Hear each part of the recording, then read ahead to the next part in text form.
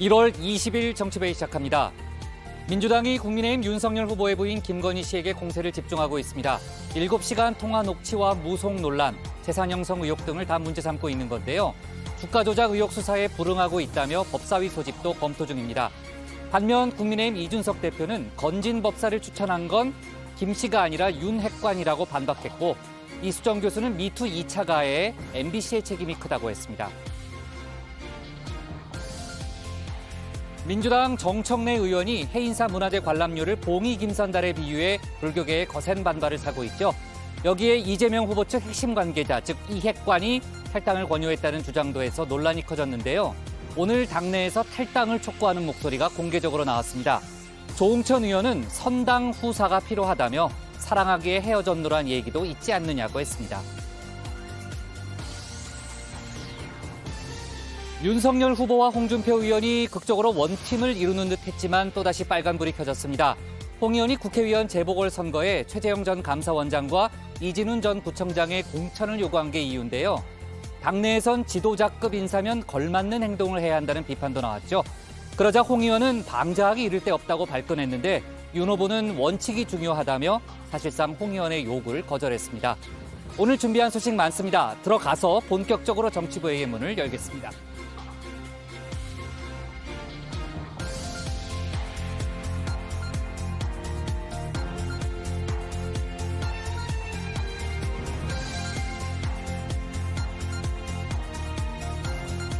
국가대표 정치뉴스쇼 정치배이 시작하겠습니다. 오늘 회의는 신체커 박마커, 류 실장, 조멘토 백반장, 박준혜 수호통역사, 그리고 정치배이 애청자 정의원분들과 함께하겠습니다. 늘 그렇듯이 속보 실시간 반영하면서 열어놓고 회의를 진행하죠. 신체건 준비되면 나가서 발제 준비하고요. 류 실장, 김건희 씨 7시간 통화 녹음 관련해서 법원이 어제 정치배이 끝난 다음에 가처분 결정을 내렸잖아요. 일부 제한하긴 했지만 사실상 방송을 허용했다는 그런 분석이 많이 나오는데, 오늘은 서울의 소리에 대한 가처분 신문이 진행됐죠? 네, 그렇습니다. 법원은 어제 사생활 부분을 제외하고 통화 녹취를 모두 공개할 수 있게 했는데요. 네. 무속 관련 발언에 대해서도 이 국정농단 당시 최서원 씨의 얘기까지 꺼내면서 공적 관심사라고 했습니다. 조금 전에는 서울의 소리에 대한 방송 금지 가처분 신문도 열렸는데 결론은 내일 나올 것으로 보입니다. 네, 내일은 이제 MBC에 대한 또 추가 가처분 신문도 또 진행이 될 예정이고요. 글쎄요, 사실상 열린공감TV가 이겼다고도 볼 수 있다는 이제 그런 분석들이 많기 때문에 국민의힘의 반발도 지금 큰 상황이죠. 잠시 후에 저희가 다시 한번 얘기해 보도록 하고요. 이재명, 윤석열 후보의 양자 토론을 놓고서는 오늘도 정치권 공방이 뜨거웠죠. 네, 그렇습니다. 어제 국민의당에 이어서 오늘은 정의당이 방송금지 가처분 신청을 했습니다. 국민의당은 오늘도 삼국지에서 총나라를 빼는 격이다, 이렇게 비판을 했습니다. 민주당이 김건희 씨에 대한 공세를 강화하면서 국민의힘은 이재명 후보의 부인 김혜경 씨 욕설 등에 대한 공격을 하고 있잖아요. 이따가 다시 한번 저희가 얘기를 해보도록 하고요. 신혜원의 뉴스픽5부터 오늘의 정치부회의 출발하겠습니다.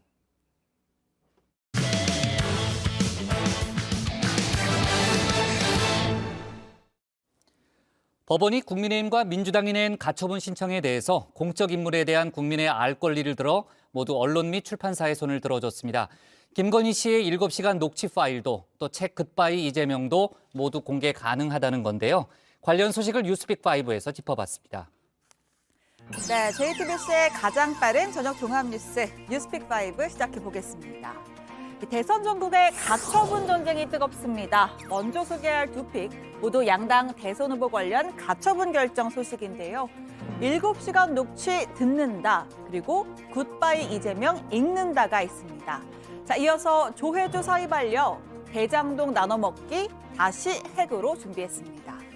자, 첫 번째 픽입니다. MBC에 이어 유튜브 채널 열린공감TV도 김건희 씨의 녹취 파일을 공개할 수 있을지 법원의 판단이 내려졌습니다. 사생활 관련 내용을 뺀 대부분의 통화 내용을 공개할 수 있다고 결론 지었습니다. 김건희 씨는 유력한 대통령 후보자 중 한 사람의 배우자로서 국민적 관심을 받고 있는 공적 인물이다. 정치, 사회적 이슈에 대한 김 씨의 견해가 담긴 통화 내용은 유권자들이 투표권을 행사하는 데 상당한 도움을 줄 수 있다. 이 앞서 MBC를 상대로 한 1차전에서 법원은 수사와 사생활 내용을 뺀 나머지를 허용한다고 했습니다. 열린공감TV와의 2차전에선 사생활만 뺀 나머지, 그러니까 수사 관련 내용도 허용한다는 판단이 나왔습니다. 자, 오늘은 3차전 서울의 소리를 상대로 한 가처분 신문이 오후 2시부터 열렸고요. 내일은 MBC 보도 2탄을 상대로 한 4차전이 열릴 예정입니다.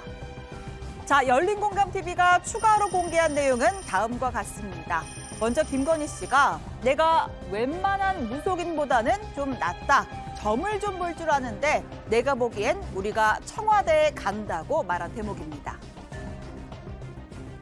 사실 지금 건진법사라는 그것 때문에 지금 선대본부의 일부 기능을 해체할 정도로 하면서 수습에 나서고 있지만 이러한 부분들이 더 정복될 수 있다. 자, 윤석열 후보가 좀 더 진솔하게 아내의 발언에 사과할 필요가 있고요. 또 일부 언론사들을 지칭하면서 정권 잡으면 가만 안 둘 것이라고도 말합니다. 이 재판부는 김 씨의 평소 언론관과 정치관, 권력관을 엿볼 수 있어서 국민의 공적 관심사이자 검증의 대상이라고 판단했습니다. 사적인 이런 대화들이 공개가 되고 국민들께서 알게 되셨지만 경위여하를 불문하고 어떤 상처를 받게 되신 분들에게는 송구하고 사과드린다는 입장을 이미 서면으로 얘기를 했고 지금도 거기에 대해서는 저나 제 아내나 같은 생각입니다. 남아있는 재판에서도 법원은 대부분의 내용을 공개할 수 있다는 결정을 내릴 가능성이 큽니다. 국민의힘은 헌법상의 인격권, 사생활 보호권의 본질을 침해한다, 아쉽게 생각한다라는 입장을 냈지만요.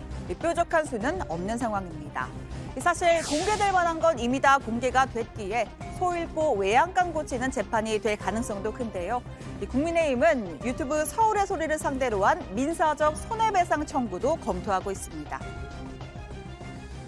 저 나를 도와주는 분이구나 해서 쏘은 것 아닙니까? 쏘은 사람이 죄입니까? 쏘인 사람이 죄인입니까? 공익을 위해서라기보다는 후보자를 비방해서 그 결정적인 타격을 주고 낙선시키겠다는 그 목적으로 접근한 거죠. 그 발언이 잘 됐다는 것이 아니고 다만 이게 사담을 넘어서서 뒷담화 수준이거든요.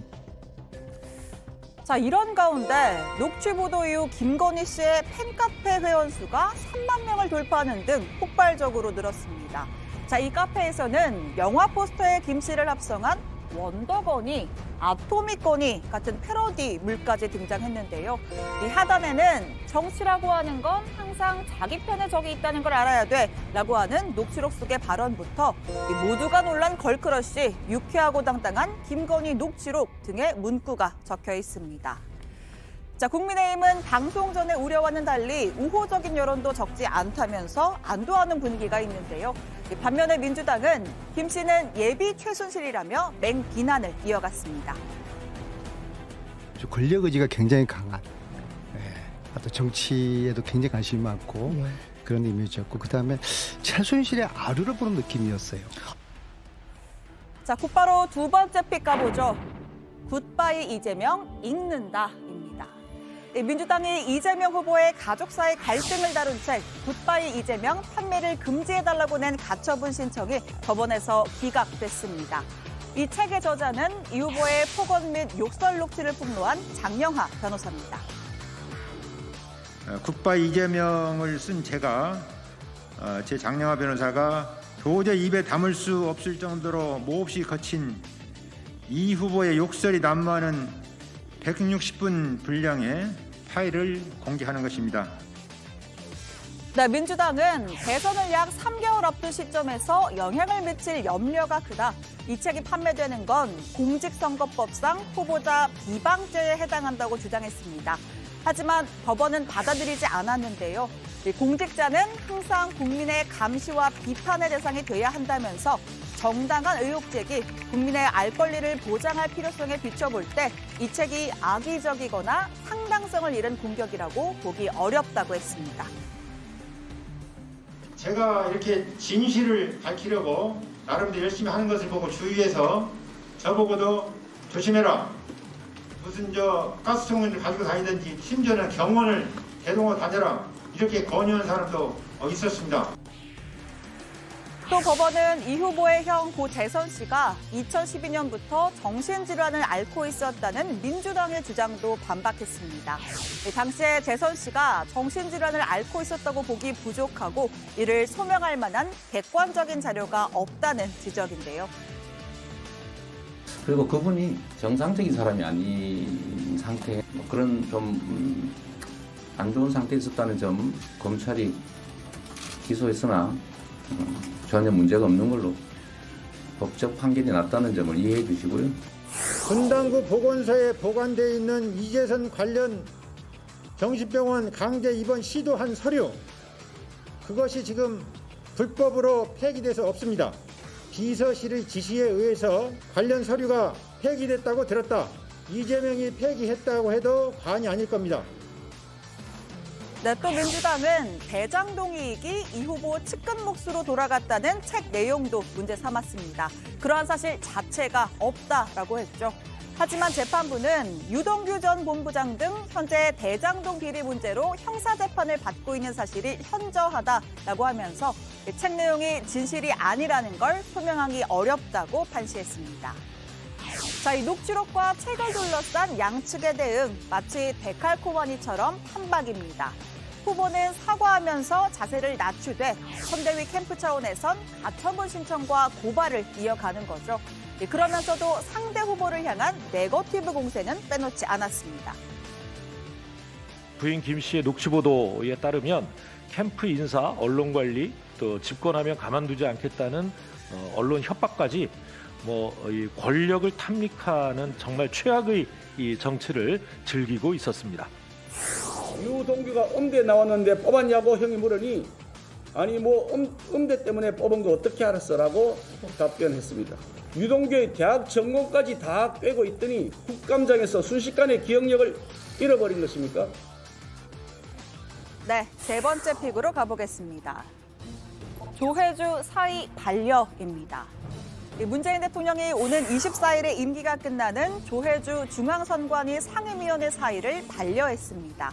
지난 대선 문재인 캠프 특보 출신으로 알려진 조 의원, 임명 때부터 공정성 논란을 빚었는데요.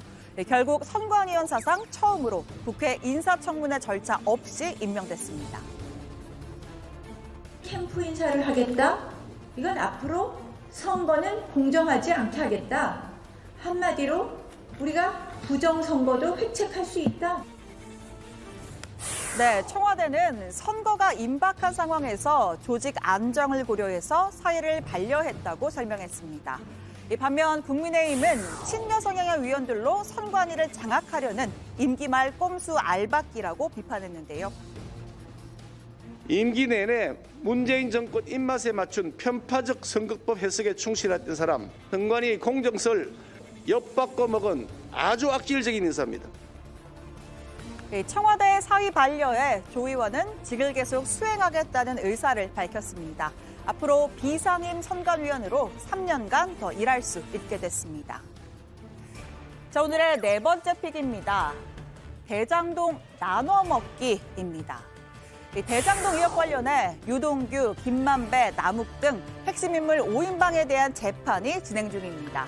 사태 초반부터 스모킹건으로 불렸던 김만배, 정영학 대화 녹취록 전문이 언론을 통해서 공개됐는데요. 자, 먼저 50억 클럽 인사로 지목된 곽상도 전 의원과의 금전 문제를 어떻게 해결할지 고민하는 대목입니다. 병채 아버지는 돈 달라고 그래 병채 통해서 뭘 달라고 했냐고 그러니까 아버지에게로 주기로 했던 돈 어떻게 하실 건지. 여기서 병채는 곽상도 전 의원의 아들 곽병채 씨입니다. 자, 이에 김만배 씨는 서너 차례 잘라서 너를 통해 주겠다고 답했다라고 이야기합니다. 자, 역시 50억 클럽 속의 인물이죠. 이 박영수 특검 관한 내용입니다. 이 김만배 씨는 우리 법인 화천대유를 만들 때 돈 들고 온 것도 박영수 고검장을 통해서 들어온 돈이야 라고 말합니다. 실제로 박영수 전 특검이 김 씨에게 5억 원을 건넸다는 사실이 검찰 수사를 통해서 확인됐습니다. 자, 이어진 대화에서 김 씨는 박 전 특검의 딸 이름을 언급하면서 내가 땡땡이에게 한 50억 정도를 줄 생각을 하는데 라고도 이야기합니다. 자, 그리고 이 녹취록 속에는 대장동 개발이 군대를 놓고 다투는 핵심 인물 간의 갈등이 고스란히 담겨 있습니다. 대장동 팀에 참여했다가 빠진 정재창 씨가 유동규에게 3억 원의 뇌물을 건넨 사실을 폭로하겠다 협박을 하자, 자, 김만배 씨는 차라리 형이 자수한다고 그래. 과거에도 공무원들한테 뇌물 준 것 있으면 처벌받자고 말합니다.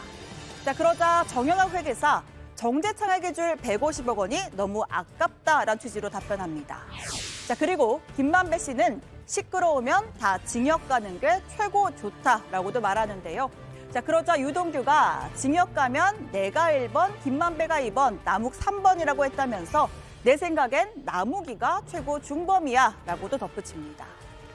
자, 이 외에도 형이 돈 내기로 했잖아 또는 양아치 등등 대장동 팀의 내부 반목이 고스란히 담겨 있는데요. 정 회계사를 제외한 4인방은 재판에서 자신의 혐의를 전면 부인하고 있습니다. 자, 오늘의 마지막 픽입니다. 다시 핵입니다. 북한이 다시 벼랑 끝 전술로의 회기를 선언했습니다. 김정은 위원장이 참석한 노동당 정치국 회의에서 미국과의 신뢰 구축 조치를 전면 재고하고 잠정 중지했던 모든 활동을 재가동할 것을 신속히 검토할 것이라고 했는데요. 2018년 싱가포르 북미 회담에서 밝힌 핵실험과 ICBM 시험 발사 중단 선언을 파기하겠다는 뜻으로 읽힙니다. 우리 합참은 북한이 열병식을 준비하는 정황이 포착됐다고 밝혔습니다.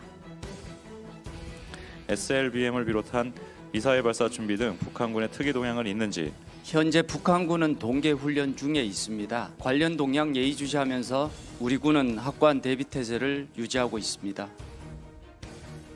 북한은 최근 극초음속 미사일 발사 등 연이은 도발로 긴장 수위를 높여왔습니다. 김정일, 김일성의 생일이 있는 2월과 4월 사이 미국을 압박하는 핵실험 또는 ICBM 발사를 감행할 수 있다는 전망이 나오는데요. 자, 취임 1주년을 맞은 미국의 바이든 대통령, 오늘 2시간 가까운 기자회견을 열었습니다. 북한 관련해서 단 한마디 언급도 하지 않았습니다. 네, 목요일의 뉴스픽 여기까지입니다. 들어가서 원픽도 꼽아보죠. 뉴스픽 5였습니다. 네.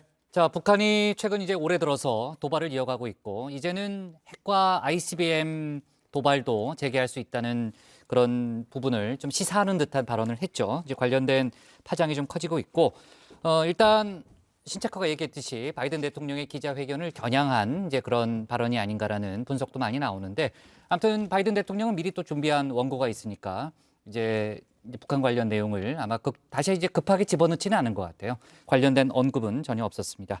자, 북한이 과연 이번 대선에 일정 부분 또 영향을 좀 미치는 거 아니냐라는 그런 얘기도 정치권에서 많이 나오는데 북한의 동향도 저희가 예의주시해야 될 그런 상황으로 보입니다.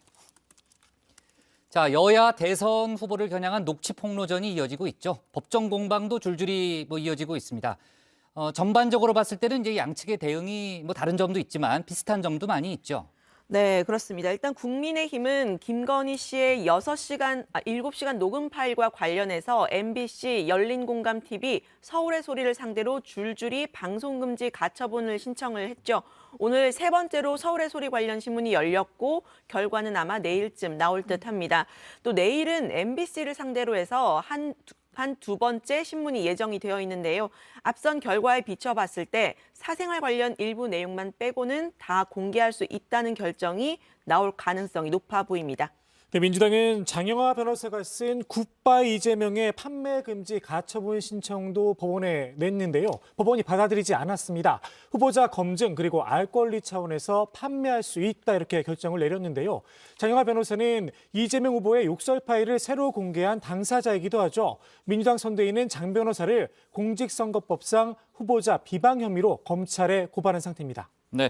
자, MBC와 국민의힘 사이에서도 지금 이제 고소고발이 이어지는 이제 그런 분위기고요. 전반적으로 봤을 때 캠프는 아주 적극적으로 반박하고 또 법적 대응을 하는 모양새고 또 후보자는 자세를 낮추는 그런 좀 투트랙 대응 분위기가 많이 읽히죠. 네, 그렇습니다. 김건희 씨 녹취 공개 후 윤석열 후보가 이 보도 과정에서 상처를 입으신 모든 분들께 송구하고 사과드린다고 말을 했었죠.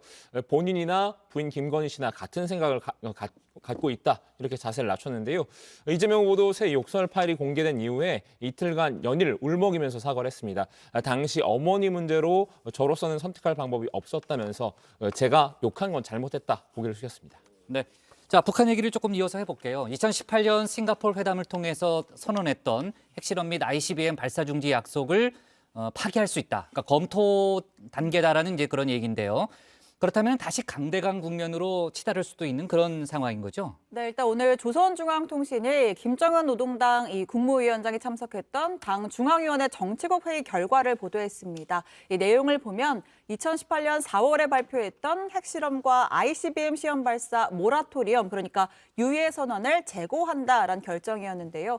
당장 실험을 중단했었던 풍계리, 동창리 복원 움직임을 보일 수 있고, 또 2월 김정일 그리고 4월에 김일성 생일을 맞아서 ICBM 무력 도발을 할 수 있다는 관측도 조심스레 나옵니다. 네.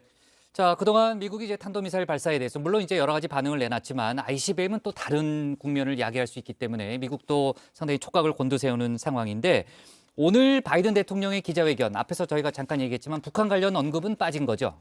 네, 그렇습니다. 바이든 대통령이 약 2시간에 걸쳐서 취임 1주년 기자회견을 열었는데요. 하지만 북한이란 단어는 단 한 차례도 나오지 않았습니다. 미리 준비한 모두 발언은 미국 국내 현안 중심으로 짧게 마쳤고요. 이어진 질의응답에서도 러시아의 우크라이나 침공 시 미국의 대응에 대한 발언이 대부분이었습니다. 여기에 중국과의 무역전쟁, 아프가니스탄 철군 당시 작전 혼란이 살짝 언급된 정도였습니다. 네, 북한이 새해 들어서 4차례 미사일 발사를 하고 있지만 워싱턴의 시각에서는 시급한 외교 현안은 아닌 셈으로 풀이가 됩니다. 바이든 대통령의 침묵이 북한의 의도에 말려들지 않겠다는 계산된 대응이란 분석도 적지 않은데요. 블링컨 미 국무장관은 앞선 북한의 미사일 발사를 두고 북한 행동의 일부는 관심을 끌려고 노력하는 것으로 생각한다, 이렇게 밝히기도 했습니다. 박막거, 우리 대선 주자들의 반응이 있어요? 지금 이재명 후보는 핵실험 재개를 시사한 북한을 향해서 상황을 악화시키는 행동을 즉시 중단해야 한다고 촉구했습니다. 페이스북에 올린 글에서 무력 시위로는 북핵 문제를 풀 수 없다. 대화와 협상을 통해 풀어나가야 한다면서 정부를 향해선 북한이 상황을 오판하고 잘못된 행동을 하지 않도록 분명하고 단호하게 대처해달라고 촉구했습니다. 또 미국과 북한을 향해 즉시 비핵화 협상을 재개하고 상호 수용 가능한 실용적인 대안을 찾는 데 힘을 실어달라고 적었습니다. 네, 윤석열 후보는 오늘 나오는 반응은 없었는데요. 네. 앞서 이 북한의 도발이 이어질 시에 킬체인이라고 불리는 선제 타격에 나서야 한다, 이런 주장을 펼쳤습니다. 다시 들어보시죠. 만약에 핵을 탑재했다 그러면은 우리 수도권에 도달해서 대량 살상을 하는데 걸리는 시간이 1분 이내입니다. 요격이 사실상 불가능합니다.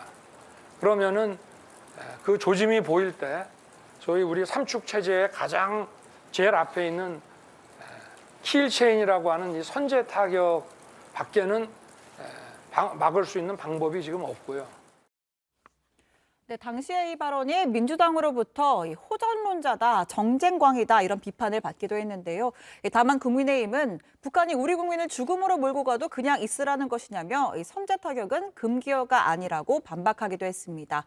또 현 정부가 펴낸 국방백서에도 윤 후보가 언급한 킬체인이 용어를 바꿔 등장한다고도 주장했습니다. 네. 자, 신체과 거론 오늘의 원픽은 뭡니까? 네, 오늘의 원픽은 이렇게 잡겠습니다.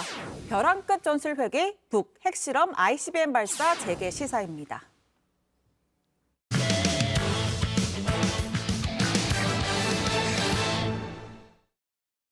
지금부터 대선 소식 차례로 짚어보겠습니다. 먼저 국민의힘에서는 무속인 논란이 오늘도 이어지고 있는데요. 이준석 대표는 건진 법사는 윤핵관 추천으로 들어왔고 김건희 씨와는 무관하다고 했습니다. 민주당에선 공적 의사결정에 무속인이 개입하는 거냐 공세를 이어갔는데요. 국민의당 안철수 후보 소식까지 유정아 상황실장이 정리했습니다. 지금까지 이런 대선은 없었다. 영화 극한 직업 비슷하게 극한 대선이에요. 뭐 이 예측이 지금 안 맞습니다. 예. 그리고 변수가 될 수 없는 게 변수가 되고 상수였던 게 변수가 되고. 그렇죠. 예, 이 아래 위가 뒤바뀐 대선입니다. 네, 대선 D-48 여전히 승패를 점치기가 어렵다는 얘기가 나오는데요. 여론 상황 살펴보고 가겠습니다. 민주당 이재명 후보가 34%, 국민의힘 윤석열 후보가 33%입니다. 오늘 나온 전국 지표조사 결과인데요. 이 후보는 떨어지고 윤 후보는 올라서 격차가 1%포인트 차로 좁혀진 겁니다. 국민의당 안철수 후보는 12%인데요. 두 자릿수를 유지를 했지만 지난주보다는 2%포인트 떨어졌습니다. 단일화에 대한 조사 결과를 보면 좀 더 복잡합니다. 오차 범위 내에 내긴 하지만 단일 후보로 안철수 후보를 윤석열 후보보다 더 선호를 하는 결과가 나온 건데요. 국민의힘에서는 1위와 3위 후보가 단일화하는 경우는 없다. 선을 긋고 있죠. 국민의당에서는 안 후보로의 단일화, 즉 안일화가 가능한 지지율 20%로 보고 있는데요. 그러기에는 안 후보 지지율이 좀 주춤한 상태인 겁니다. 만약에 안철수 후보께서 그래도 안정적으로 15% 선을 확보하면 그것을 기반으로 만약에 20%에 가게 되면 그거는 그때는 이제 야권 전체 헤게모니가 안철수 후보한테 오게끔 돼 있습니다. 네, 지지율 반등에 성공한 윤석열 후보부터 먼저 좀 살펴보면요.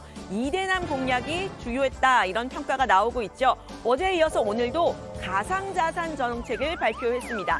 2030 젊은이들이 투자자의 대부분이다 이런 점을 좀 겨냥을 한 걸로 보이는데요. 어제 가상자산 수익 5천만 원까지는 비과세를 하고 또 국내 가상자산 공개 허용 공약을 냈었죠. 오늘은 가상자산과 관련해서 기업 가치 1조 원을 달성한 스타트업 유니콘 기업이 나올 수 있도록 시장을 키우겠다고 했습니다. 저는 디지털 경제도 우리가 선도할 수 있는 인프라를 충분히 갖추고 있다고 생각합니다. 문제는 규제입니다. 가상자산 시장만큼은 규제 걱정이 없도록 확실히 네거티브 규제 시스템으로 전환해야 합니다. 네, 생활 밀착형 공약도 대거 내놨는데요. 직장인이라면 지금 소득공제 기간이죠. 저도 이제 퇴근하고 해야 되는데 이 소득세 인적공제 200만 원으로 확대하고 또 반려동물 진료비 표준수가제를 도입하고요. 또 만 0세에서 5세까지는 보육과 교육을 국가에서 책임지는 그런 공약도 내놨습니다. 윤 후보는 어제 안내견 학교를 방문하기도 했는데요. 딱딱한 검찰총장 이미지 대신에 이렇게 부드러운 토리 아빠 이미지를 강조한 겁니다. 유기견 예방에 대해서도 입장을 밝혔는데 들어보시죠.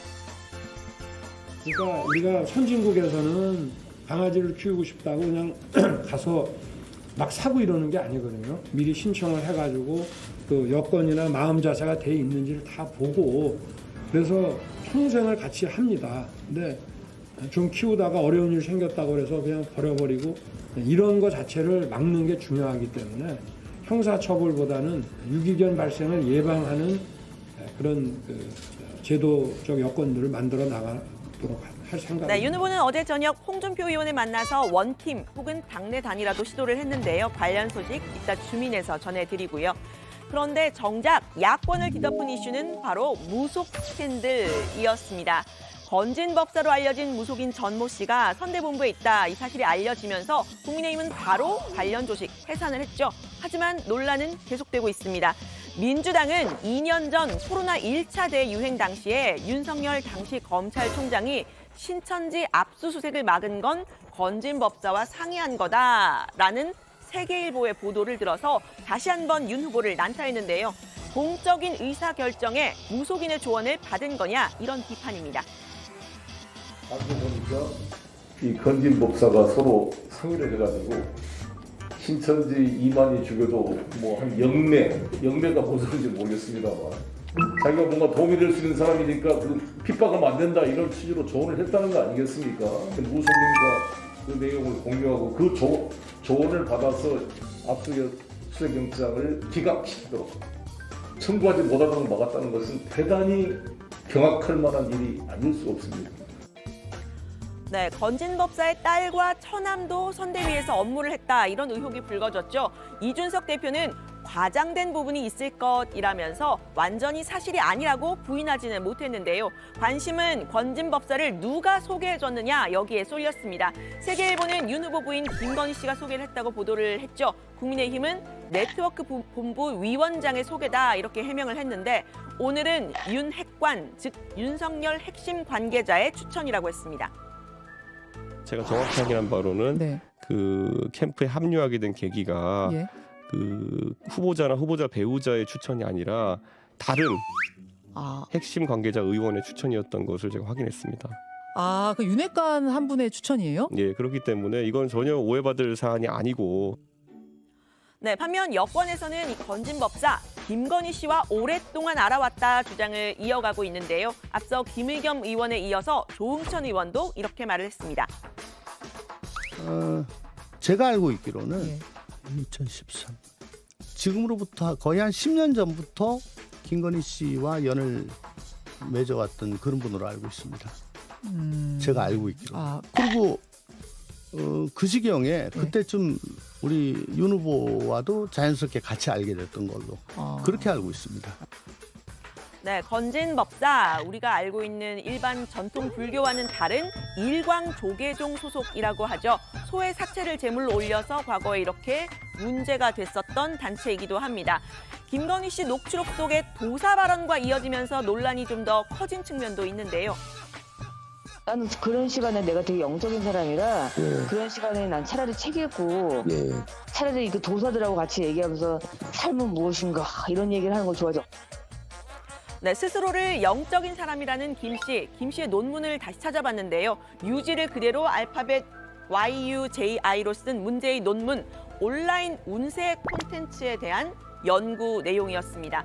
김 씨가 국민대 대학원 재학 시절 썼던 논문 4개 중에 3개가 운세와 관련한 내용이었는데요. 그중에서 박사 논문의 목차를 보면 주역과 사주, 그리고 궁합, 관상 같은 내용이 주요한 내용을 차지하고 있습니다. 저는 사실 좀 즐기지는 않는 편인데요. 사실 새해가 되면 신년 운세를 보거나 사주나 궁합 가끔 보는 분들 많죠. 국민의힘에서는 민주당도 무속인을 선대위에 임명한 적이 있다 반격했습니다. 문재인 대통령 19대 대선 때도요. 유명 무속인이 선대위 그때 제가 보니까 직함이 그때는 아예 명함까지 파줬어요. 국민공동체 특별위 위원이었어요. 그리고 이제 그거 했다는 보답으로 2017년도에 문 대통령이 그분을 평통 자문위원으로 임명했습니다. 네, 문제는 실제 정책과 행보가 국민의 눈높이에서 합리적으로 이해가 되느냐 하는 부분일 텐데요. 관련 소식은 들어가서 더 이야기를 해보겠습니다. 야권의 또 다른 이슈가 있죠. 바로 단일화입니다. 앞서 단일화가 이뤄질 경우에 안 후보에 대한 선호도가 윤 후보보다 더 높다는 조사 전해드렸는데요. 성향별로 좀 떼어서 살펴봤더니 진보층에서는 안 후보의 선호도가 과반을 넘겼습니다. 또 중도층에서도 14%포인트 차로 안 후보를 더 선호를 하는데요. 반면에 보수층에서는 윤 후보의 선호도가 더블 스코어를 넘는 상황입니다. 안 후보의 말대로 이 안일화, 즉 안 후보로의 단일화를 하려면 보수 민심 공략에 나서야겠죠. 보수 원로로 꼽히는 김동길 전 연세대 교수에게 후원 회장을 부탁했습니다. 안 후보가 직접 자택을 찾았는데요. 안녕하십니까. 어서 오라. 네, 지난번 설날 떡국 먹고 나서 처음 뵙습니다. 네. 항상 저 찾아뵐 때마다 따뜻하게 맞아주셔서 감사합니다. 우리나라가 아끼고 잘 간직해야 할 인물 중에 한 분이니까 우리나라를 대표할 만한 인물이란 말이야.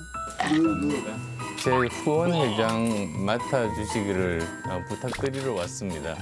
뭐 우리 동지가 찾아와서 그런 얘기를 하면 나는 여부가 없는 거지. 정말 감사합니다.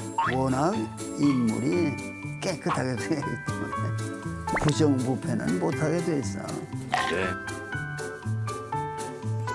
네, 후원 회장을 흔쾌히 맡은 김 전 교수, 보수 인사는 확실하죠. 앞서 광화문 집회에도 나갔었는데 당시 김 전 교수가 지원하는 인물 다름 아닌 사랑제일교회 목사 전광훈 씨였습니다. 왜 왔는가 하니 내가 예전에 저 전 목사님 법원에 간다고 그래서 당신이 구속되면 내가 광화문에 나갈게 그랬어요. 아니 전 목사 잘못한 게 뭐 있냐? 그래서 아마 그냥 심사하고 내보냈나 봐요.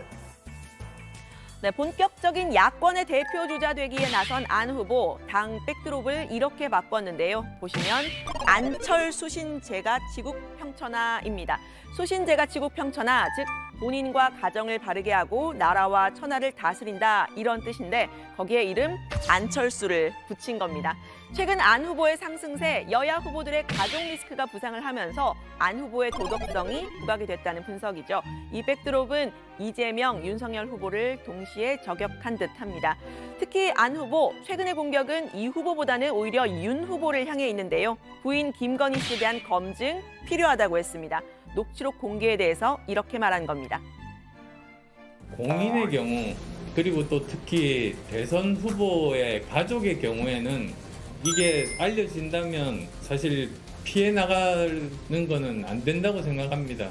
대통령 뽑지 누구 다른 사람 뽑느냐 이런 말들도 하긴 하지만 저는 그거는 맞지 않다. 저는 검증할 필요가 있다. 그렇게 생각합니다. 네, 안 후보가 윤 후보보다 더 날을 세우고 있는 국민의힘 인사도 있습니다. 바로 이준석 대표인데요. 안 후보는 본인이 위협적이기 때문에 이 대표의 비판이 집중되고 있다고 했는데요. 직접 들어보시죠. 아무런 신경 쓸 게 없으면 아예 언급을 하지 않습니다. 위협이 될 때만 발언을 하고 있거든요. 안철수가 무섭다, 내가 초조하다. 그렇게 이준석 대표 발언은 해석하시면 됩니다. 네, 이 대표는 바로 반박했습니다. 본인에게 안 후보는 무서운 사람이 아니라 재미있는 분이라고 했는데요. 그런데 자세히 들어보면 진짜 재미있어서 이렇게 말한 것 같지는 않습니다. 안철수 대표의 특징이 뭐냐면요. 곧 죽어도 자기 손해보고는 못 베기는 스타일이에요. 옛날에 인터넷에서 자기 좀 공격당했다고 가가지고 제가 MB 아바타입니까 그랬다가 완전히 웃음거리가 된 거잖아요. 아직까지도 나 때리면 가만 안 둘 거야 이런 느낌으로 정치하고 계시니까 옹졸한 거죠. 네, 단일화는 아직 문턱에도 안 왔는데 두 야당의 신경전 무척 치열한 모습이죠. 안개 속 판세 때문에 당분간 이런 신경전 계속될 듯한데요. 감정적인 치고받기보다는 건전한 정책 경쟁이 되기를 바라봅니다. 오늘 발제는 이렇게 정리합니다. 건진 법사 추천은 김건희 아니면 윤핵관, 보수 표심 공략 나선 안철수. 네, 이재명, 윤석열 후보의 TV 토론이 한 열흘 정도밖에 안 남았는데 일단 어떻게 되고 있어요? 네, 어제 말씀드린 대로 설 연휴 중인 31일 혹은 30일 저녁 7시에서 10시 사이에 하자고 여야가 합의를 했고요. 방송사에 이게 가능한지는 문의한 상태입니다.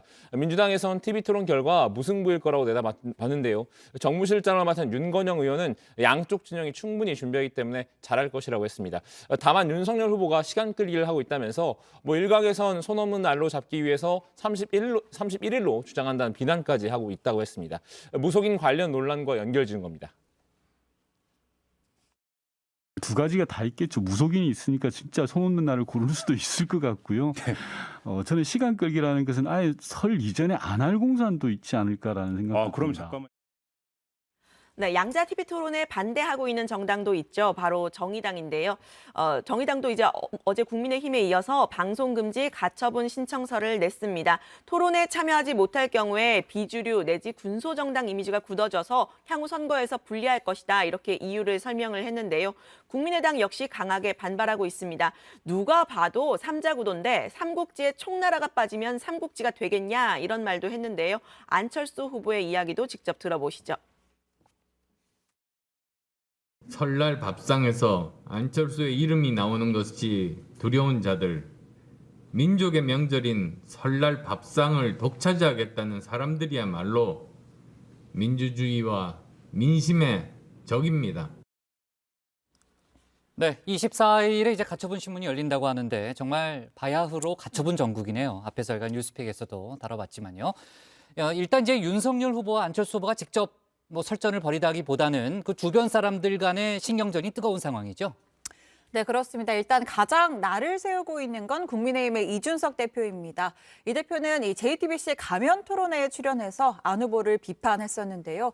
안 후보는 이 대표를 향해서 까려면 닦아야지 일방적으로 한 당의 당대표가 상대방의 가장 위협적인 당대표를 폄하하는 건 옳지 않다고 말했습니다. 자, 이 대표는 안 후보에 대한 비판은 잠시 등장했을 뿐이라면서 이준석이 안철수 비판하러 가면 쓰고 방송에 나갔다고 하는 건 완전히 망상이라면서 또 옹졸하다 이렇게 비판했습니다. 네, 1편은 안 후보와 과거 바른미래당이 함께 몸담았었죠. 당시 안 후보 측근이었던 국민의힘 내 인사들도 안 후보를 비판했는데요. 과거 안 후보의 대변인이었던 김천글 현 국민의힘 당대표 정무실장은 안 후보가 양치기 손이 돼가고 있다라고 했습니다. 고 박원순 시장 사망한 뒤 서울시장 보궐선거에 나가지 않겠다고 했다가 다시 출마를 결정했고 대선 출마를 하지 않겠다, 국민의힘과 합당을 하겠다라고 했던 것도 모두 번복을 했다는 겁니다. 안철수의 청년 시윤이었던 주이삭 현 국민의힘 부대변인도 비판에 가세했는데요. 청년 자립군이라는 국민의당의 비판에 과거 국민의당에서 헌신했던 경험을 열거하면서 영광으로 삼겠다 이렇게 비꼈습니다. 김종인 전 총괄선대위원장이 이달 말에 신간을 낸다는 거죠? 네, 그렇습니다. 일단 가제는 왜 대통령은 실패하는가, 킹메이커는 왜 선거의 패러다임을 바꾸려고 하는가인데요. 책 1부에서는 본인이 선대위원장을 맡았던 21대 총선과 서울시장 재보궐선거까지 돌아보는 내용이라고 합니다. 2부에서는 내가 만난 대통령이라는 이름으로 이승만 대통령부터 문재인 대통령까지 역대 대통령을 평가를 했다고 하는데요. 3부는 대통령에게 건네는 6가지 조언이라는 제목입니다. 여기에는 대통령은 측근이 없어야 한다라는 내용이 담겨 있다고 하는데요. 이른바 윤핵관 논란 염두에 둔 듯한 대목입니다. 네. 자, 국민의힘 무속인 관련 논란이 김건희 씨와 연결되면서 파장이 커지고 있잖아요. 여러 가지 주장이 나오고 있는 그런 상황이죠? 네, 그렇습니다. 건진법사를 김건희 씨가 소개했다. 건진법사의 가족과도 김 씨가 연관이 있다는 보도들이 계속 나오면서 파장이 커지고 있는데요.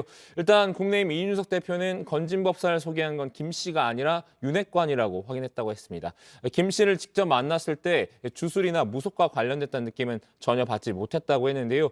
오히려 사업을 했던 분이기 때문에 굉장히 실리적인 발언을 많이 했다고 했습니다. 반면 김 씨를 계속 취재해온 오마이뉴스 구영식 기자는 좀 다른 주장을 펼쳤습니다. 김 씨가 어머니이자 윤 후보의 장모 최 씨에게 영향을 받아서 그쪽에 관심이 많았다는 겁니다. 들어보시죠. 김건희 씨의 어머니이자 윤석열 후보의 장모죠. 최은순 씨가 사실은 굉장히 그 점을 좋아합니다. 그리고 여러 점집을 다니면서 점을 받고 관상도 보고, 그렇기 때문에 어머니의 영향을 받아서 김건희 씨도 그런 데에 그 의존하는 경향이 생기지 않았나 싶어요. 네, 오늘 발제 이렇게 정리하겠습니다. 건진법사 추천은 김건희 또는 윤핵관, 보수표심 공략 나선 안철수로 제목을 잡겠습니다.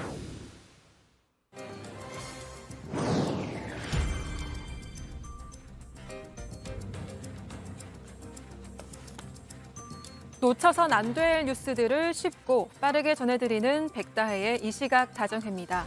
지금 시각 5시 17분인데요. 이 시각 다정회 소식들 먼저 키워드로 살펴보겠습니다. 네, 오늘의 첫 번째 소식의 키워드는 당선 무효형입니다. 21대 총선 당시 재산을 축소 신고했다는 혐의로 재판에 넘겨진 무소속 양정숙 의원에게 1심에서 당선 무효형이 선고됐습니다. 양 의원은 2020년 총선을 앞두고 선거관리위원회에 재산을 신고하면서 부동산 등의 재산을 고의로 누락한 혐의로 재판에 넘겨졌는데요. 재판부는 양 의원에게 공직선거법 위반 혐의로 벌금 300만 원을 선고했습니다. 또 차명 부동산 의혹을 제기한 기자 등이 명예를 훼손했다며 무고한 혐의에 대해서도 징역 8개월에 집행유예 2년을 선고했는데요. 국회의원은 공직선거법 위반죄로 벌금 100만 원 이상의 형이 확정될 경우 당선이 무효가 됩니다. 앞서 양 의원은 21대 총선에서 더불어민주당의 위성정당인 더불어시민당에서 비례대표로 당선됐지만 부동산 관련 의혹 등이 불거지며 당에서 제명됐습니다. 다음 소식의 키워드는 공포의 합숙소입니다. 부동산 분양 합숙소 추락 사건의 피해자가 동거인들로부터 폭행과 결박 등의 가혹 행위를 당한 정황이 추가로 드러났습니다. 서울 강서경찰서는 검찰에 구속 송치한 일당 4명 외에 같이 합숙하던 김모 씨 등 3명에 대해 구속영장을 신청했는데요. 이들은 합숙소를 탈출하려던 피해자 A 씨를 감금하고 테이프로 결박한 채 폭행한 혐의를 받고 있습니다. 또 영하의 날씨에 베란다에 세워둔 뒤 찬물을 뿌리고 방치하고 강제로 삭발하는 등 가혹행위를 한 사실도 드러났는데요. 이후 감금된 피해자가 지난 9일 합숙소에서 도망치려고 베란다를 넘다가 건물 옥상에서 떨어져 중태에 빠졌습니다. 현재 의식은 되찾았지만 극심한 트라우마를 호소하고 있는 것으로 알려졌습니다. 마지막 소식의 키워드는 명예훼손도입니다. 자신이 성추행한 여배우의 명예를 훼손한 혐의로 재판에 넘겨진 배우 조덕재 씨에게 징역 11개월의 실형이 확정됐습니다. 조 씨는 2015년 영화를 촬영하는 과정에서 사전에 협의하지 않은 채 상대 여배우의 신체를 만지는 등 강제추행한 혐의로 기소됐습니다. 조 씨는 재판 과정에서는 물론 유죄 확정 판결을 받은 이후에도 피해자를 비방할 목적으로 허위 사실을 인터넷 등에 여러 차례 올려서 명예훼손을 한 혐의로 재판에 넘겨졌는데요. 한편 조 씨는 강제추행 혐의에 대해서는 1심에서 무죄를 선고받았지만 항소심에서 징역 1년에 집행유예 2년 등의 유죄를 선고받고 대법원에서 형이 확정됐습니다. 지금까지 이시각다정의 백다희였습니다. 네, 백반장 수고 많았고요. 다음은 조익신 멘토의 톡 쏘는 정치로 가겠습니다.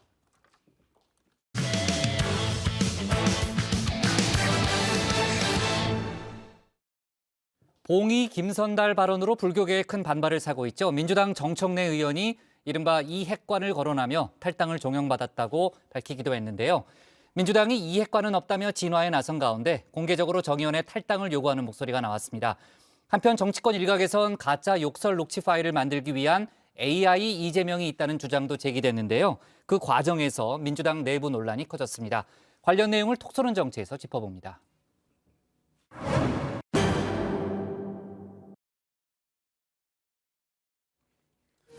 내일은 불교계가 전국 승려대회를 열겠다고 예고한 날입니다. 민주당 정청래 의원의 이 발언이 불교계를 자극했죠. 제가 봤을 때는요, 이건 말이 안 됩니다. 아니 3.5km 밖에서 매표소에서 표 끊고 통행세 내고 들어가요. 그 절에 안 들어가더라도 내야 돼요. 공이 김선달도 아니고요. 전국 주요 사찰엔 정 의원의 사퇴를 촉구하는 현수막이 일제히 내걸렸습니다. 이번 전국 승려대회를 맞아 16명의 승려들이 소지 공양, 그러니까 손가락을 태우는 공양에 나서겠다 결의를 드러내기도 했는데요. 일단은 소지 공양까지는 하지 않기로 의견을 모았다고 합니다. 비록 중단이 되긴 했지만 불교계의 분노가 얼마나 큰지 분명하게 읽혀지는 대목입니다. 대선을 앞둔 민주당 입장에선 발등에 불이 떨어진 상황인데요. 조계사를 찾아 108배까지 했지만 등 돌린 불심을 되돌리진 못했습니다. 불교계가 원하는 것 108배가 아니라 정 의원의 사퇴죠. 보다 못한 누군가가 고양이 목에 방울 달기에 나섰나 봅니다. 정 의원이 이런 글을 하나 올렸습니다. 이른바 이핵관이 찾아왔다면서 말입니다. 이핵관이 찾아왔습니다. 이재명 후보의 뜻이라며 불교계가 심상치 않으니 자진 탈당하는 게 어떠냐고. 내 사전에 탈당과 이혼이 없다고 단호하게 거절하고 돌려보냈습니다. 그렇지 않아도 부글부글 끓고 있는 불심 때문에 골치가 아픈 민주당. 여기에 이핵관 논란까지 번진 겁니다. 민주당은 이핵관은 없다 수습에 나섰는데요. 책임 있는 사람과 비선은 다르다 선을 그었습니다. 그래서 지금 이핵관이라고 하는 거는 공개는 안 됐지만 당에 책임 있는 사람이 책임 있는 의견을 전달했을 거라고 봐요, 저는. 그래서 이거는 우리가 얘기하는 그런 정치적 용어의 이핵관은 아니고 아니다. 그냥 정청래 의원이 말을 좀 뭐 재밌게 하려고 이핵관이라고 갖다 얘기를 한 거죠. 정 의원은 이른바 이핵관이 이재명 후보의 뜻이라며 탈당을 권유했다고 했죠. 이 후보는 물론 송영길 대표도 잘 모르는 일이다 거리를 뒀습니다. 정청래 의원에게 누가 뭐라고 했는지 제가 아는 바가 없어서 말씀드리기가 좀 어렵습니다. 불교계 문제는 뭐 그 민주당의 문제인지 뭐 잘 모르겠는데 좀 경과를 제가 지켜보도록 하겠습니다. 이건 잘 모르겠습니다. 의원은 저희 당의 입장은 그 내용은 저는 잘 모르는 일이고요. 정청래 의원 문제뿐만 아니라 이걸 계기로 드러난 종교 편향에 대한 오해 문제나 또 문화재 보존에 있어서의 부교육가 가졌던 여러 가지 억울한 점들을 잘 살펴서 제도적으로 그걸 해결해 보겠다라는 게 제 입장입니다. 정 의원을 둘러싼 논란이 커지자 당에선 공개적으로 자진 탈당을 요구하는 목소리도 나왔습니다. 미스터 쓴소리로 통하죠. 조응천 의원이 총대를 맨 겁니다. 사랑하기에 헤어진다는 말도 있지 않느냐면서 말입니다. 만약에 제가 그렇다면 되게 민망하고 괴로울 것 같아요. 그래도 저렇게 그냥 있는 거 보면 참 대단하신 분이다 싶습니다. 솔직히 뭐 차마 말은 못하지만 마음속으로 자진해서 좀 탈당해줬으면 하는 의원분들 주위에 많을 겁니다. 선당우사 하잖아요. 네. 지금만큼 선당우사가 필요한 때가 언제입니까? 일부에선 이번 사태를 친이계와 친문계의 갈등으로 해석하는 시선도 있습니다. 정 의원이 대표적인 친문계 의원인데다 이핵관이란 민감한 단어를 사용한 게 그 이유인 듯 싶은데요. 최근엔 미묘한 음모론도 하나 제기가 됐죠. 제가 최근에 아주 중요한 제보 하나를 받았어요. 이재명 후보가 직접 욕을 하는 딥페이크 음성 파일을 모처에서 제작해서 모처에 납품에 곧 배포할 예정이다. 최종 납품되면 그걸 유포할 계획인데 유력한 유포 루트 중에 하나로 소위 대깨문이라고 하죠. 친문재인을 걸고 실제로는 반 이재명 활동을 하는 그룹이 있는데 이 그룹이 결국 누구의 조종을 만든지도 함께 밝혀질 수 있을 것 같은데 설 연휴 전에 배포 계획인 것 같습니다. 가짜 욕설 파일을 만들기 위한 AI 이재명이 존재하고 조만간 해당 파일이 배포될 거란 겁니다. 제보가 있긴 합니다. AI가 만들 수 있다고 생각하세요? 네, 할 수 있어요. 상대에 대한 모르는 것도 할 수 있고 공격 AI가 이재명 후보자의 욕설의 경지에 가려면 아마 AI가 돌아버릴 거예요. 때 아닌 음모론, 게다가 이른바 대깨문을 음모의 중심으로 거론했죠.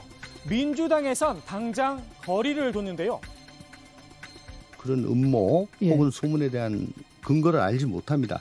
생기지도 않는 일을 갖다가 먼저 그렇게 미리 걱정하는 거는 별로 효용이 있다고 생각하지 않고요. 거기에 대해 가지고 경종을 울린다고 한들 만약에 그런 게 되고 있다고 하면은 경고에 반응을 해서 그걸 그만둘 것도 아니고요. 우리가 이제 음모론에 빠지기 시작하면 자꾸 이제 일단 그 메신저의 신뢰를 일단 떨어뜨립니다. 음모론 자체가 뭐가 있어 보이지만 그 음모론을 얘기하는 메신저는 신뢰도는 무조건 떨어지게 돼 있어요. 왜냐하면 음모론이라는 건 증명이 되지 않아요. 음모론에 공감한 인사도 있었습니다. 바로 민주당 선대위 현근택 대변인입니다. 열린공감TV가 김어준 씨와 비슷한 주장을 소셜미디어에 올렸는데요. 이 글을 공유한 겁니다. 해당 글엔 소위 문파로 불리기도 하며 똥파리로 비하받고 있는 일부 세력이란 표현도 있었는데요. 이 똥파리라는 말, 이낙연 전 대표 지지자들을 비하하는 용어로도 쓰였습니다. 요즘 이낙연 지지 그룹으로 또 방향을 정한 똥파리들, 똥파리들이 또 열심히 또 활약을 하고 있습니다. 이동형이 또 명언이 있잖아요. 네.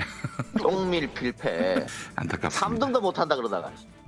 다시 안 볼 사람들처럼 모멸하고 인격을 짓밟고 없는 사실까지 끄집어내가지고 유린하는 것, 그건 인간으로서 잔인한 일일 뿐만 아니라 정치할 자격이 없는 짓입니다. 지지해 주신 국민을 폄하하면 절대로 안 됩니다. 현 대변인은 대표적인 문파이자 이낙연 전 대표의 지지자인 트위터 계정 더 레프트도 공개 저격했는데요. 더 레프트가 문파 단체방에 만들어 올린 이미지들이라며 어디까지 갈까요? 공개 글을 올렸습니다. 해당 이미지 중 하나에는 김건희 여사님, 문파는 이런 영부인을 원했다라는 문구가 적혀 있었습니다. 더 레프트는 즉각 반박글을 올렸는데요. 이 이미지는 본인이 만든 게 아니다. 허위 사실을 유포했으니 사과하라 목소리를 높였습니다. 어디까지 갈까요란 질문에 갈 때까지 가겠다란 답변이라도 하듯 현 대변인을 겨냥한 이미지도 잇따라 게시했습니다. 윤석열 찍으면 현근택 너 때문인 줄 알아라 라고 말입니다. 이른바 대깨문 문파를 자극한 김어준 씨와 현근택 대변인, 과연 이재명 후보에게 도움이 될지 모르겠습니다. 문재인 대통령의 국정 운영 긍정평가, 이 후보의 지지율보다 높은 상황이죠. 지금이 자중질환을 일으킬 때인가 싶기도 합니다.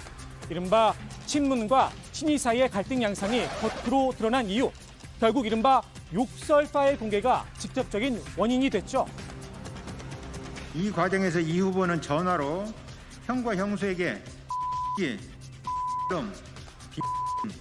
찌질이 불쌍한 인간 등 모멸적 욕설을 반복적으로 퍼부었습니다.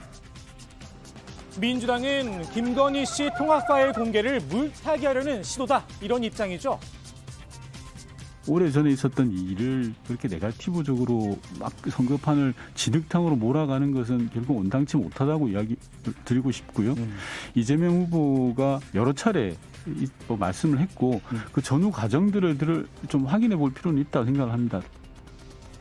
김건희 씨를 향해 강하게 날을 세우며 공세를 더 강화하고 있는데요. 사실상 김건희 씨가 거의 완벽하게 윤석열 씨 행동을 장악하고 영향력을 미치고 있을 뿐만 아니라 선거 캠프나 모든 정치 현안에 대해서 관여하고 있는 게 명백히 드러난 거 아니겠습니까? 제2의 이멜다가 될 것이다, 이런 이야기를 합니다. 필리핀의 이멜다처럼. 이런 사람을 검증을 하지 않을 수가 없는 거 아니겠어요? 민주당 일부에선 이른바 썬데이 서울이 여론을 끌고 가게 해선 안 된다, 자성의 목소리도 나옵니다. 김건희 씨에 대한 문제 제기가. 근데 그거를 메인으로 가져가서는 안 된다는 거죠. 그게 이 신문 지면을 많이 차지하고 민주당 목소리의 과반수를 차지해버리면 이번 선거는 좀 어려운 게, 중도층이 야, 윤석열이 참 문제가 많구나 했다가 또 이재명도 문제가 많네, 자꾸 이제 이렇게 같이 뭐 그냥 도끼인 객끼이다. 친문과 친이 갈등이, 녹취록과 욕설 공방이 국민들에게 과연 무슨 의미가 있을까 싶기도 합니다. 정작 필요한 건 비전과 정책이겠죠. 오늘의 톡소는 한마디 이렇게 정리합니다. 앞으로 제대로. 네. 자, 이른바 문파를 비판하면서 트위터 사용자 더 레프트를 공격했었죠. 민주당 선대위 현근택 대변인이 오늘 오후에 사과를 했죠. 네, 그렇습니다. 현근택 대변인은 실수를 인정한다고 사과했는데요. 자신이 제작자가 동일합니다라고 더 레프트 관련 이미지를 올린 건 다른 트위터 글 보고 한 것이라고 해명했습니다. 앞으로 글을 쓰는데 보다 신중하겠다고 밝혔습니다. 네. 자, 현근택 대변인의 사과가 나왔고요. 민주당 이재명 후보의 일정을 좀 짚어볼게요. 오늘 문화예술인들에게 기본소득을 지급하겠다는 공약을 발표했죠. 그렇습니다. 이재명 후보는 문화예술 영역의 사회적 공적 기능을 우리가 충분히 예우 보상하지 않았다면서 연간 100만 원의 기본소득을 문화예술인들에게 지급하겠다고 했습니다. 10개 이상의 유니콘 문화기업을 만들어서 50만 개 일자리를 창출하겠다, 이렇게도 얘기를 했는데요. 이를 위해서 문화예산 비중을 2.5%까지 대폭 확대하고 K 콘텐츠밸리를 조성하는 등 투자를 확대하겠다는 겁니다. 한국을 미국과 함께 문화 콘텐츠 세계 2강으로 자리 잡도록 하겠다, 청사진도 제시했습니다. 네. 자, 문화예술인, 그중에서도 BTS의 병역 면제 혜택과 관련된 논란에 대해서도 직접 입장을 밝혔죠. 네, 이재명 후보는 병역 의무 의행은 헌법이 정한 국민의 의무이고 예외 인정은 신중해야 한다면서 다소 부정적 입장을 밝혔습니다. 국가에 기여하는 측면도 없지 않지만 이런 방식으로 계속 병역 혜택을 확대하면 한계를 짓기가 어렵다는 겁니다. 또 BTS가 면제해달라고 하지 않는데 정치권에서 나서서 면제하라고 하니까 오히려 이 팬클럽에서는 면제해달라고도 하지 않았는데 왜 정치권이 그러느냐 지적을 한다라고도 했는데요. 그런 점을 감안하면 이런 면제 논쟁 자체가 이 BTS의 명예를 손상하는 것 같다고 밝히기도 했습니다. 네. 자, 이재명 후보가 오늘은 뭐 유명한 안무가죠. 리아킴 등 또 그 댄스 하시는 분들과 이제 간담회를 가졌는데, 제가 지금 이제 사진을 보니까 직접 춤 동작도 좀 배우고 뭐 그랬던 것 같네요. 이제 관련된 영상이 지금 들어오지 않기 때문에 저희가 정리해서 내일 다시 한번 얘기를 좀 해보고요. 어제는 유튜브 채널 닷페이스에도 출연했는데 이른바 이대녀 표심 잡기라고 봐야 되는 거죠. 네, 그렇습니다. 이재명 후보가 다페이스에 출연하는 영상이 어제 공개가 됐는데요. 당내에서 다페이스를 이른바 페미니즘 채널로 규정을 해서 이 후보의 출연에 반대하는 목소리도 있었죠. 이 때문인지 이 후보는 왜 이대남에게만 쩔쩔매느냐라는 질문을 받기도 했는데요. 이대녀에게도 쩔쩔맨다. 다만 이대남의 이야기를 들어주자는 것이고 우리가 너무 피했으니 곁에라도 있자는 반성 차원이다 이렇게 설명을 했습니다. 그들이 주장하는 내용에 전부 동의하는 건 아니다라는 겁니다. 이재명 후보가 페미니즘에 대한 입장도 내놨죠. 네, 이재명 후보는 페미니즘에 대한 생각을 단 하나로 명확하게 규정할 수 없다면서 하나의 단어로 사용이 되다 보니 해석을 각자 다르게 하고 있다고 말했습니다. 과거에 노동하면 빨갱이를 생각하는 시절이 있었고 신성한 것이라는 생각도 있었다면서 양 측면이 공존한다고 짚었는데요. 결국 이것도 사상투쟁의 과정일 수 있는데 전체적으로 개선해야 할 중요한 사회적 과제라고 밝혔습니다. 특히 2030 세대가 페미니즘 이슈에 민감한 건 불평등과 기회 부족 때문이라면서 청년 세대 입장에서는 성불평등으로 어려운 사람들끼리 충돌이 발생해 안타까울 것 같다고 말하기도 했습니다. 네. 이재명 후보가 채용할 때 성비를 공개하자 이런 제안도 밝혔죠. 네, 그렇습니다. 이 후보는 이른바 유리천장 문제를 지적을 했는데요. 같은 역량을 가졌는데 여성이라는 이유로 승진을 제한받는 것이 사실이라고 답을 했습니다. 아울러 남녀 임금 격차에 대해서는 제일 중요한 과제는 동일노동, 동일임금 원칙의 확립이라면서 채용 시 성비와 임금을 공개하자 남녀 성비가 어떻게 되는지 또 응시자 비율과 최종 합격자 비율을 각각 공시할 필요가 있다라고 말을 했습니다. 또 채용 과정 에서의 성차별을 없애는 방안으로 징벌 배상제 도입도 언급을 했습니다. 네, 자 오늘의 톡쏘는 정치 이렇게 정리하겠습니다. 네, 이핵관 AI 이재명 친문 친이 갈등 뇌관 조홍천 정청래 사랑한다면 탈당으로 제목을 잡겠습니다. 다음은 박준호 마커의 주민입니다.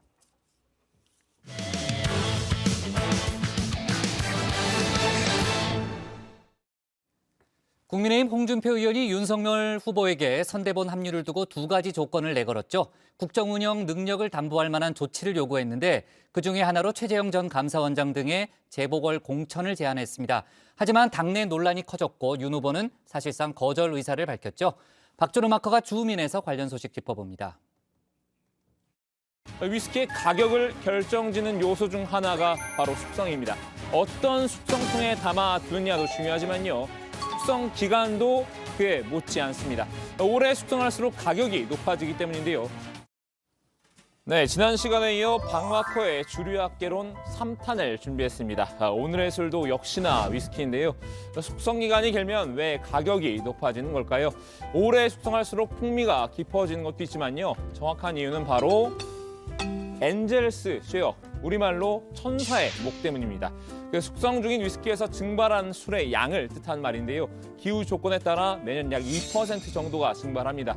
이 천사의 목 때문에 몇십 년 이상 숙성하면 옥통이 거의 바닥을 드러낸다고 하는데요.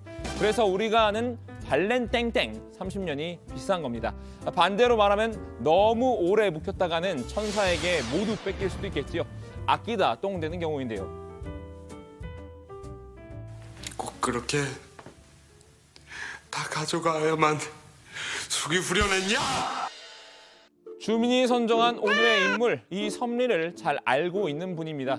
경선 패배 이후 장기 숙성을 거치며 몸값을 높인 홍준표 의원인데요.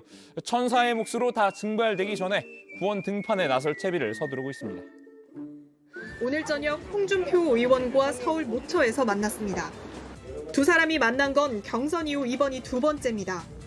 홍 의원은 JTBC에 윤석열 후보가 요청해서 만나는 것이라며 저녁 식사를 한다고 했습니다. 홍 의원 어제 윤석열 후보와 저녁을 먹었다고 합니다. 윤 후보가 원팀 행보를 해달라고 홍 의원에게 요청해왔기 때문이라고 하는데요. 홍 의원은 그동안 이미 대구 선대위 고문을 맡고 있다면서 전면적인 지원은 꺼려왔죠. 내 역할은 여기까지다. 전당대회 소상회가 분명히 이야기했습니다. 비리 대선에는 참여하지 않는다. 이제 나설 때가 왔다고 판단한 모양인데요. 선대본부의 상임고문직으로 합류를 고려하고 있는 겁니다. 다만 조건을 내걸었습니다. 어제 저녁에 선대위의 상임고문을 제안드렸고 홍 후보께서 그 제안을 받아들이는 조건으로 SNS에 올린 두 가지 조건을 올리셨습니다. 조건은 두 가지라고 합니다. 첫째, 국정 운영 능력을 담보할 만한 조치를 취해 국민 불안을 해소해 줬으면, 그리고 둘째, 처가 비리를 엄단하겠다는 대국민 선언을 해달라인데요. 망설이던 홍 의원이 이렇게 조건부 합류로 방향을 튼 이유는 뭘까요? 무슨 양아치짓, 망나니짓 한 거 그것부터 무릎 꿇고 사죄를 하고 시작을 해야 옳은 게 아닌가. 그 녹음기 털어버리면 그 찍어줄 사람 있겠어요? 양아치가 대통령 되는 건 막아야 한다는 생각 때문이라고 합니다. 이재명 후보를 가리킨 말이겠죠. 네, 그럼 홍 의원이 내건 조건의 내용을 한번 구체적으로 살펴볼까요?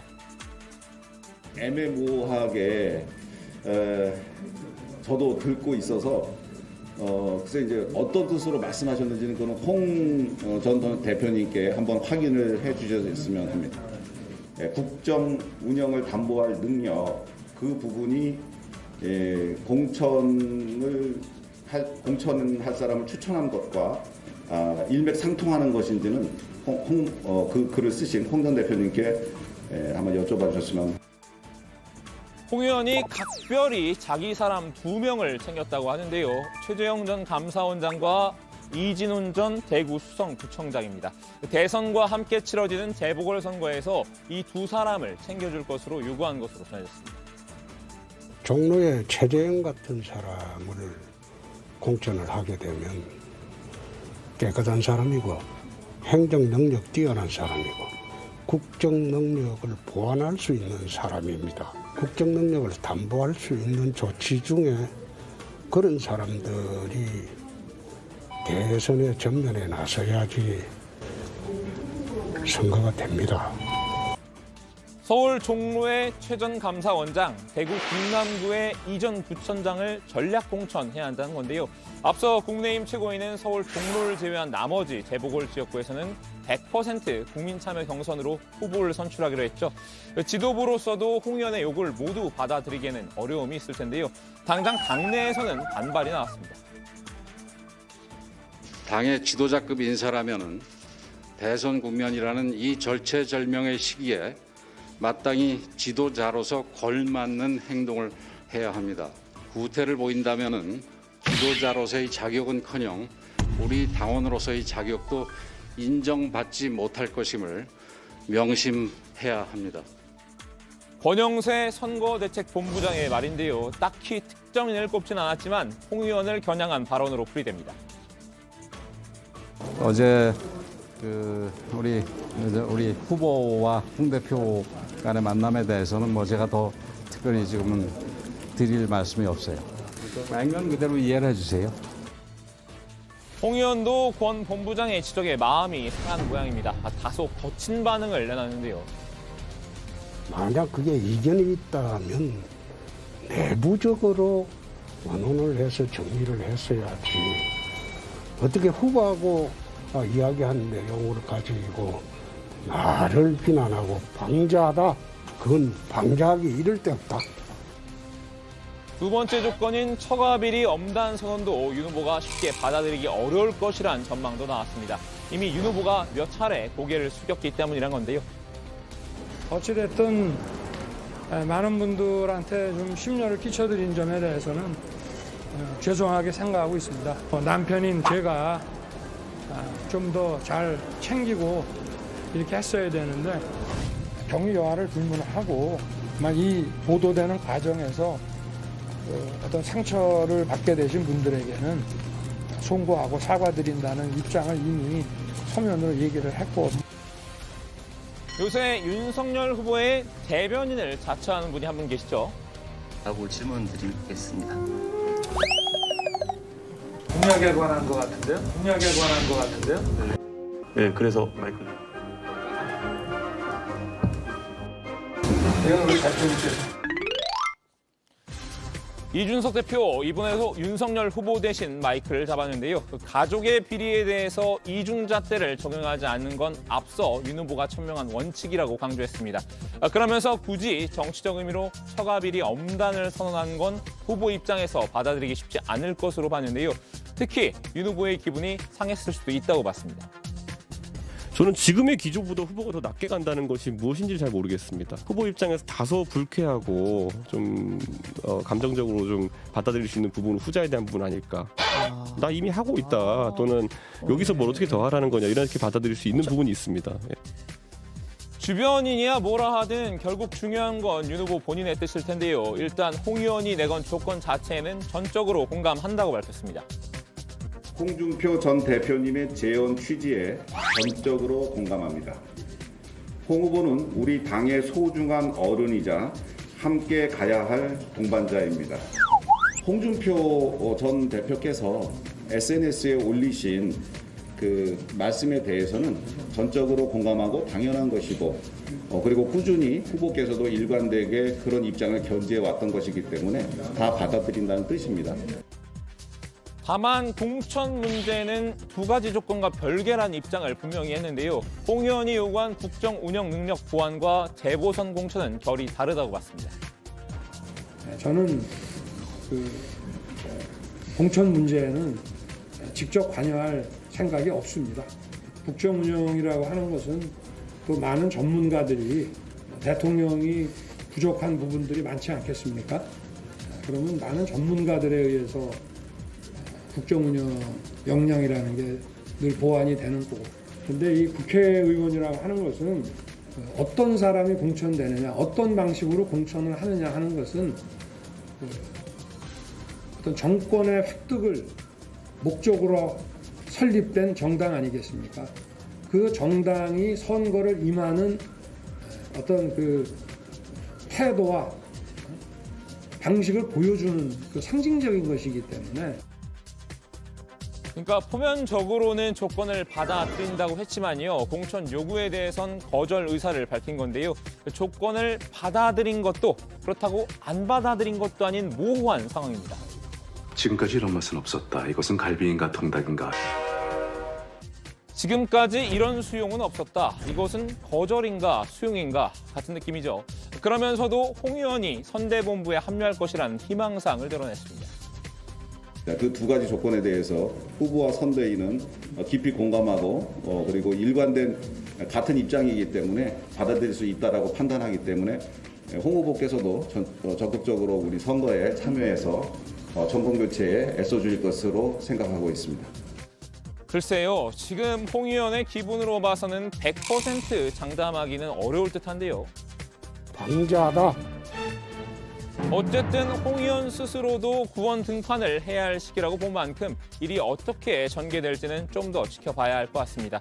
등판을 더 늦추다가 천사의 몫으로 다 증발해버리면 몸값이고 뭐고 없을 테니까요. 오늘 주민 한마디 정리합니다. 조건부 합류 의사 밝힌 홍준표, 윤석열은 조건부 수용? 네. 자, 홍준표 의원이 이제 최재형 전 감사원장 등의 전략 공천을 주장하면서 지금 이제 국민의힘 내부의 논란이 상당히 뜨거운 상황인데요. 그 당사자인 최재형 전 감사원장과 윤석열 후보가 조금 전에 서울 모처에서 만남을 시작했다는 그런 속보가 들어왔네요. 네. 뭐 어떤 얘기가 뭐가 할지는 모르겠지만 아무래도 이제 원팀 관련 얘기 나올 거고 또 저희가 지금 얘기했던 또 홍준표 의원의 제안과 관련된 또 그런 논의가 있지 않겠습니까? 자, 관련한 속보는 저희가 아마 오늘 전하기는 좀 어려울 것 같고요. 내일 추가로 얘기하도록 하겠습니다. 자, 일단 이제 윤석열 후보 측이 홍준표 의원의 조건을 뭐 수용했다고 말은 했지만 사실 이제 결과론적으로 보면은 완전히 수용했다고 보기는 또 어려운 그런 상황이고요. 일각에서는 원팀이 되기 어려운 거 아니냐 이런 또 비관적 전망도 있는데 어떻게 봐야 돼요? 이 홍준표 의원이 국정 운영을 담보할 만한 조치라고 표현은 했지만 실제적으로는 이번 재보궐선거 전략 공천을 요구한 거였습니다. 윤 후보 측은 조건 내용에 전적으로 공감한다, 수용한 것으로 알아달라라고 말을 하면서도 윤 후보는 공관위를 구성해서 공관위가 정한 기준과 방식에 따라 공천하는 것을 원칙으로 세워놨다. 이렇게 거절 의사를 밝히기도 했습니다. 홍 의원 제안이 수용되지 않은 거기 때문에 선대본부 합류가 불발될 가능성도 배제할 수 없습니다. 서로가 미는 사람이나 또는 후보 입장에서는 다 본인들이 하려고 하니까 그렇기 때문에 공정한 그 위원회를 구성을 해서 그 위원회에다가 좀 맡기고 저는 그 공천 문제에는 직접 관여할 생각이 없습니다. 여러 가지 이유가 있겠습니다만은 뭐 아주 훌륭한 의원들이 또 전문성 있는 의원들이 오시면은 또 국정 운영에 도움되는 면도 있겠지만 기본적으로는 우리 국민의 힘이 이 국회의원 선거를 어떤 식으로 치룰 것인지에 대한 국민에게 보여주는 우리의 어떤 애티튜드입니다. 이양수 선대본부 수석 대변인 역시 홍 의원이 훌륭한 분을 추천해 주신 데 대해 진심으로 감사드린다면서도 추천했다고 해서 바로 공천되는 건 우리 당의 민주적 절차에 걸맞지 않고 우리 의사 구조와도 맞지 않는다면서 부정적 입장을 분명히 했죠. 다만 홍 의원이 선대본부 합류 조건으로 제시한 2가지 사안에 대해서는 전적으로 공감한다 이렇게 강조를 했는데요. 홍 의원의 국정운영 담보 조치와 공천은 별개다 이런 뜻을 나타낸 셈입니다. 네. 홍준표 의원이 상당히 기분이 언짢은 것 같더라고요. 아까 뭐 여러 가지 발언도 했는데 권영세 의원이 구태라고 지적했기 때문이죠. 네, 홍 의원은 자신을 향한 비판에 불편한 심기를 숨기지 않았습니다. 오늘 국회에서 기자들과 만나 공천 관련 이견이 있다면 내부적으로 의논을 해서 정리를 했어야 한다고 말했는데요. 방자하다는 표현을 썼습니다. 자기들끼리 연불에는 관심이 없고 제법에만 관심이 있어가지고 공개적으로 그런 식으로 하는 사람. 갈등을 수습해야 할 사람이 갈등을 증폭시키는 그런 사람이 대선을 이끌어서 대선이 되겠습니까?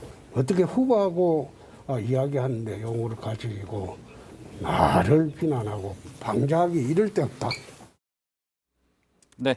자, 다른 후보들 소식도 간단히만 짚어보면요. 정의당 심상정 후보는 청와대 수석 제도를 폐지하겠다는 그런 공약을 내놨고요. 또 새로운 물결 김동연 후보는 오늘 카이스트를 방문해서 과학 지도자가 되겠다. 이념보다는 과학을 따르는 지도자가 되겠다는 입장을 밝혔습니다. 오늘 주민 제목 이렇게 정리하겠습니다.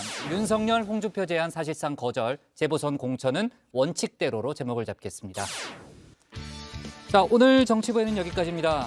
내일도 관련 속보들이 좀 많이 나올 것 같은데 잘 정리해서 준비하겠습니다. 저희는 내일 오후 4시 반에 다시 찾아뵙겠습니다. 가처분 결정은 내일 2시에 나온다고 하더라고요.